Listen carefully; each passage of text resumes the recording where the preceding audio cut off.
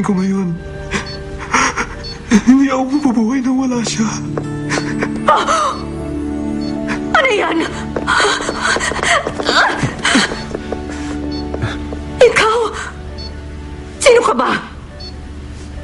Owen? Bakit ka nagkakaganyan? Ba't ka pumunta rito? Ilabas niyo na siya. Ipapa-discharge ko na siya ngayon. Ayoko magtagal ang anak ko rito. Sige na, sa bahay na lang siya titingnan ng doktor niya. Tayo na po. Bitiwan niyo siya. Hindi siya si Owen.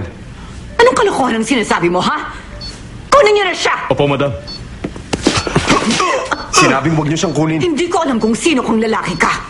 Pero kung makikialam ka sa amin, ipakukulong kita! Kasama na ako.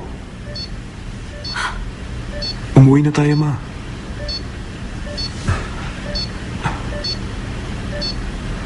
Ako nang bahala. Sasama muna ako. Kaya ko to.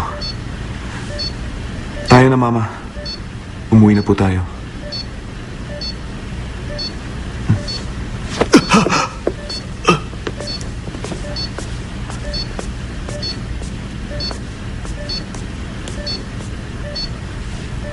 Wala kang modo tulad niya.